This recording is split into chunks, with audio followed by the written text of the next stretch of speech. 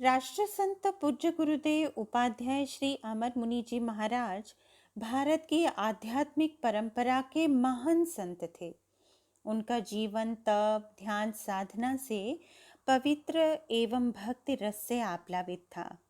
वे 20वीं सदी के क्रांतिकारी विचारक और जीवन सर्जक संत थे।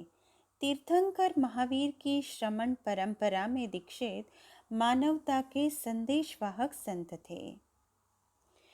उनके शताधिक ग्रंथों के सृजन विश्व बंधुत्व एवं विश्व शांति की भावना को उजागर करते हैं। आइए सुनते हैं उन्हीं के लिखे पुस्तक से उनके विचार, भाव और भाषा शैली जो अनुपम एवं अद्वितीय है। पन्ना समीक्षये धम्मम। पन्ना समीक्षये धम्मम। धर्म शब्द जितना अधिक व्यापक स्तर पर प्रचलित है और उसका उपयोग किया जा रहा है, उतनी ही उसकी सूक्ष्मतर विवेचना नहीं की जा रही है। इस दिशा में उचित प्रयत्न जो अपेक्षित है वे नहीं के बराबर है, और जो कुछ है भी वे मानव चेतना को कभी कभी धुंधलके में डाल देते हैं। धर्म क्या है, इसका पता हम प्रायः विभिन्न मतपंथों, उनके प्रचारक गुरुओं और शास्त्रों से लगाते हैं। और आप जानते हैं, मतपंथों की राह एक नहीं है। अनेक प्रकार के एक दूसरे के सर्वथा विरुद्ध क्रियाकांडों के नियमों उपनियमों में उलझे हुए हैं ये सब। इस स्थिति में किसे ठीक माना जाए और किसे गलत, धर्म गुरुओं एवं शास्त्रों की आवाज़ें भी अलग अलग है। एक गुरु कुछ कहता है तो दूसरा गुरु कुछ और ही कह देता है। इस स्थिति में विधि निषेध के विचित्र चक्रवात में मानव मस्तिष्क अपना होश खो बैठता है। वह निर्णय करे तो क्या करे। यह स्थिति आज की ही नहीं, काफ़ी पुरातन काल से चली आ रही है। महाभारतकार कहता है, श्रुति अर्थात वेद भिन्न भिन्न है। स्मृतियों की भी ध्वनि एक नहीं है। कोई एक मुनि भी ऐसा नहीं है जिसे प्रमाण रूप में सब लोग मान्यता दे सके। धर्म का तत्व एक तरह से अंधेरी गुफा में छिप गया है। श्रुतिर्विभिन्ना स्मृतयो विभिन्नाः नैको मुनिर्यस्य वचः प्रमाणं धर्मस्य तत्वं निहितं गुहायाम। विश्व जगत में यत्र तत्र अनेक उपद्रव, विरोध, संघर्ष, यहाँ तक कि नरसंहार भी अतीत के इतिहास में देखते हैं। आज भी इंसान का खून बेदर्दी से बहाया जा रहा है। अतः धर्म तत्व की समस्या का समाधान कहाँ है, इस पर कुछ न कुछ चिंतन करना आवश्यक है। मानव धरती पर के प्राणियों में सर्वश्रेष्ठ माना गया है। उससे बढ़कर अन्य कौन श्रेष्ठतर प्राणी है? स्पष्ट है, कोई नहीं है। चिंतन मनन करके यथोचित निर्णय पर पहुंचने के लिए उसके पास जैसा मन मस्तिष्क है, वैसा धरती पर के किसी अन्य प्राणी के पास नहीं है। मानव अपनी विकास यात्रा में कितनी दूर तक और ऊंचाइयों तक पहुंच गया है, यह आज सबके सामने प्रत्यक्ष है। कोई स्वप्न या कहानी नहीं है। आज मानव ऊपर चंद्रलोक पर विचरण कर रहा है और नीचे महासागरों के तल को छू रहा है। एक एक परमाणु की खोज जारी है। यह सब किसी शास्त्र या गुरु के आधार पर नहीं हुआ है। इसका मूल मनुष्य के मन की चिंतन यात्रा में ही है। अतः धर्म तत्व की खोज भी इधर उधर से हटाकर मानव मस्तिष्क के अपने मुक्त चिंतन पर ही आ खड़ी होती है। यह मैं नई बात नहीं कर रहा हूँ। आज से 2500 वर्ष से भी कहीं अधिक पहले श्रावस्ती की महती सभा में दो महान ज्ञानी मुनियों का एक महत्वपूर्ण संवाद है। मुनि है केशी और गौतम। मैं देखता हूँ कि उक्त संवाद में कहीं पर भी अपने अपने शास्त्रा एवं शास्त्रों के निर्णय के हेतु को बीच में नहीं लाया गया है। सब निर्णय प्रज्ञा के आधार पर ही हुआ है।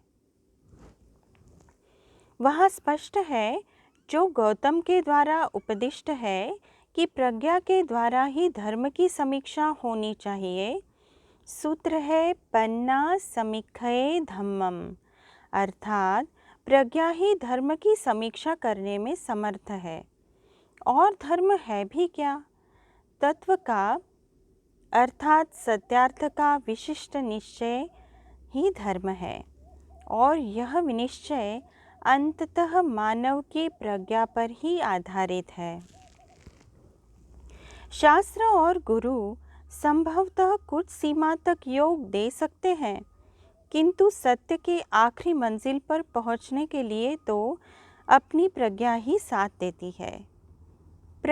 अर्थात प्रकृष्ट, उत्तम, निर्मल और ज्ञा अर्थात ज्ञान। जब मानव की चेतना पक्षमुक्त होकर इधर उधर की प्रतिबद्धताओं से अलग होकर सत्याभिलाषी चिंतन करती है, तो उसे अवश्य ही धर्म तत्व की सही दृष्टि प्राप्त होती है। यह ऋतंभरा प्रज्ञा है। ऋत अर्थात सत्य को वहन करने वाली शुद्ध ज्ञान चेतना।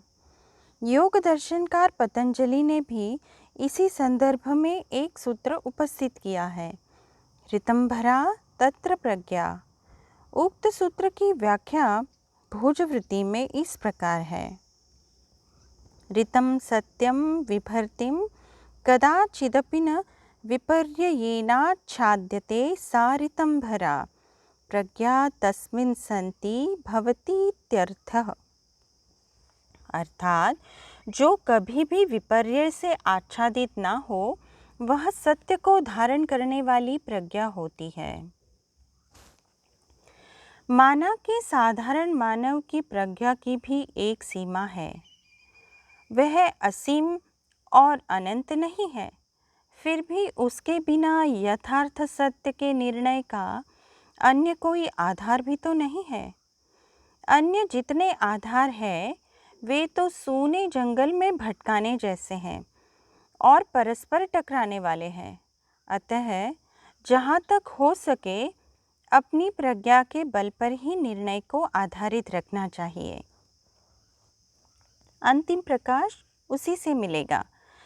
शास्त्रों से भी निर्णय करेंगे तब भी प्रज्ञा की अपेक्षा तो रहेगी ही। बिना प्रज्ञा के शास्त्र मूक है, वे स्वयं क्या करेंगे? इस संबंध में एक प्राचीन मनीषी ने कहा है, जिस व्यक्ति को अपनी स्वयं की प्रज्ञा नहीं है, उसके लिए शास्त्र भी व्यर्थ है।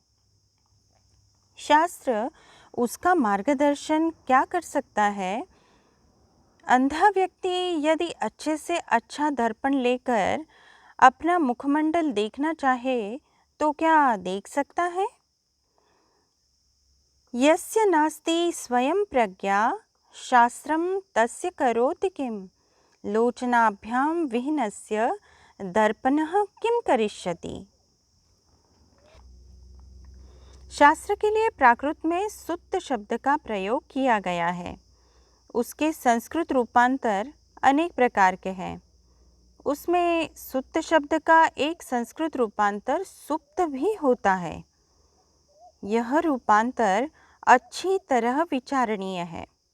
सुप्तम अर्थात सुप्त है, यानी सोया हुआ है। सोया हुआ कार्यकारी नहीं होता है। उसके भाव को एवं परमार्थ को जगाना होता है, और वह जागता है चिंतन एवं मनन से। अर्थात मानव की प्रज्ञा ही उसे सुप्त शास्त्र को जगाती है। उसके अभाव में वह केवल शब्द है और कुछ भी नहीं। अतः प्राचीन विचारकों ने शास्त्र के साथ भी तर्क का संयोजित किया है। संयोजित ही नहीं, तर्क को प्रधानता भी दी गई है। प्राचीन मनीषी कहते हैं कि जो चिंतक तर्क से अनुसंधान करता है वही धर्म तत्व को जान सकता है, अन्य नहीं। युक्तिहीन विचार से तो धर्म की हानि ही होती है। यस्तकेनानुसंधत्ते सधर्मे वेदनेतरः युक्तिहीन विचारे तो धर्महानि ही प्रजायते। प्रस्तुत संदर्भ में मेरा भी एक श्लोक है जिसका अभिप्राय है कि शास्त्रों को अच्छी तरह स्पष्टतया चिंतन करके ही ग्रहण करना चाहिए। चिंतन के द्वारा ही शास्त्र शिवत्व की उपलब्धि का हेतु होता है। चिंतन के अभाव में केवल शब्द प्रधान शास्त्र शिव नहीं अपितु शव ही रह जाता है। शव अर्थात मृत, मुर्दा। मृत को चिपटाए रहने से अंततः जीवित भी मृत्यु ही हो जाता है। मृत की उपासना में प्राणवान ऊर्जा कैसे प्राप्त हो सकती है? शास्त्रम सुचिंतितम ग्राह्यम चिंतनाद्धि शिवायते, अन्यथा केवलम शब्द प्रधानम तु शवायते। भारतीय चिंतन धारा में प्रज्ञावाद का नाद अनुगुंजित है। बौद्ध साहित्य में तो प्रज्ञा पारमिता का विस्तार से वर्णन है ही। जब तक प्रज्ञा पारमिता को नहीं प्राप्त कर लेता है तब तक वह बुद्धत्व को प्राप्त नहीं हो सकता। जैन संस्कृति में भी प्रज्ञा पर ही अनेक स्थानों में महत्वपूर्ण बल दिया गया है। स्वयं भगवान महावीर के लिए भी प्रज्ञा के विशेषण प्रयुक्त किए गए हैं। बहुत दूर न जाए तो सूत्रकृतांग के प्रथम श्रुत स्कंध का वीरथुई नामक अध्ययन हमारे समक्ष है। उसमें गणधर सुधर्मा कहते हैं, से भूपन्ने, वे महान प्रज्ञा वाले हैं। कासव आसुपन्ने, महावीर साक्षात सत्य के दृष्टा आसु प्रज्ञा वाले हैं। से पन्नया अक्षय सागरेवा, वे प्रज्ञा से अक्षय सागर के समान है। अन्यत्र भी आगम साहित्य में प्रज्ञा शब्द का प्रयोग निर्मल ज्ञान चेतना के लिए प्रयुक्त है। यह प्रज्ञा किसी शास्त्र आदि के आधार पर निर्मित नहीं होती है। यह ज्ञानावरण कर्म के क्षय या क्षयोपशम से अंतःस्फूर्त ज्ञान ज्योति होती है। वस्तुतः इसी के द्वारा सत्य का साक्षात्कार होता है। इसके अभाव में कैसा भी कोई गुरु हो और कैसा भी कोई शास्त्र हो कुछ नहीं कर सकता। इसलिए भारत का साधक निरंतर तमसोमा ज्योतिर्गमय के प्रार्थना सूत्र की रट लगाए रहता है। अज्ञान ही तमस है और तमस ही मृत्यु है। बुद्ध इसे प्रमाद शब्द के द्वारा अभिव्यक्त करते हैं। कहते हैं, प्रमाद मृत्यु है और अप्रमाद अमृत है। अपमावो अमत पदम, पमाओ मच्चुनो पदम। यह अप्रमाद क्या है? प्रमाद का अभाव होकर जब प्रज्ञा की ज्योति प्रज्वलित होती है तब अप्रमाद की भूमिका प्राप्त होती है और इसी में साधक अमृतत्व की उपलब्धि करता है। भारतीय धर्म और दर्शन में ऋषि शब्द का प्रचुर प्रयोग हुआ है। स्वयं भगवान महावीर को भी सूत्रकृतांग में परम महर्षि कहा गया है। अणुत्तरगम परमम महेसी। अन्यत्र भी अनेक प्रज्ञावान मुनियों के लिए ऋषि शब्द का प्रयोग हुआ है। हरिकेशबल मुनि की स्तुति करते हुए उत्तराध्ययन में कहा गया है, महप्पसाया इसिनो हवंती। आप जानते हैं ऋषि शब्द का क्या अर्थ है? ऋषि शब्द का अर्थ है सत्य का साक्षात दृष्टा। ऋषि सत्य का श्रोता कदापि नहीं होता, प्रत्युत अपने अंतःस्फूर्त प्रज्ञा के द्वारा सत्य का दृष्टा होता है। कोश साहित्य में ऋषि का अर्थ यही किया गया है। वह अंतःस्फूर्त, कवि, मुनि, मंत्रदृष्टा और प्रकाश की किरण है। कवि शब्द का अर्थ काव्य का रचयिता ही नहीं, अपितु ईश्वर, भगवान भी होता है। इस संबंध में ईशोपनिषद कहता है, कविर मनीषी परिभू स्वयंभू। उक्त विवेचन का सार यही है कि सत्य की उपलब्धि के लिए मानव की अपनी स्वयं प्रज्ञा ही हेतु है। प्रज्ञा के अभाव में व्यक्ति, समाज, राष्ट्र एवं धर्म आदि सब तमसाच्छन्न हो जाते हैं और इसी तमसाच्छन्न स्थिति में अंध मान्यताएं एवं अंधविश्वास जन्म ले लेते हैं, जो अंततः मानव जाति की सर्वोत्कृष्टता के सर्वस्व संहारक हो जाते हैं। अतीत के इतिहास में जब हम पहुंचते हैं तो देखते हैं कि प्रज्ञा के अभाव में मानव ने कितने भयंकर अनर्थ किए हैं। हजारों ही नहीं, लाखों महिलाएं पति के मृत्यु पर पतिव्रता एवं सतीत्व की गरिमा के नाम पर पति के शव के साथ जीवित जला दी गई। यह कितना भयंकर हत्याकांड है जो धर्म एवं शास्त्रों के नाम पर होता आ रहा था। देवी देवताओं की प्रस्तर मूर्तियों के आगे मूक पशुओं के बलिदान की प्रथा भी धार्मिक परंपराओं के नाम पर चालू थी। एक एक दिन में देवी के आगे 7-7 हजार बकरे काट दिए जाते थे और हजारों नर नारी, बच्चे, बूढ़े, नौजवान हर्षोल्लास से नाचते गाते थे एवं देवी के नाम के जय जयकार करते थे। लगता था कि मानव के रूप में कोई दानवों का मेला लगा था। विचार चर्चा करे और विरोध में स्वर उठाएं तो झटपट कोई शास्त्र लाकर सामने खड़ा कर दिया जाता था और पंडे पुरोहित धर्म ध्वंस की दुहाई देने लगते थे। पशु ही क्यों, सामूहिक नरबलि तक इतिहास की ये काली घटनाएं हमें भारतीय इतिहास में मिल ही जाती है और आज भी मासूम बच्चों के सर काटकर देवी को प्रसन्न करने के लिए बलि के रूप में अर्पित कर दिए जाते हैं। अंधविश्वासों की परंपरा की कथा बड़ी लंबी है।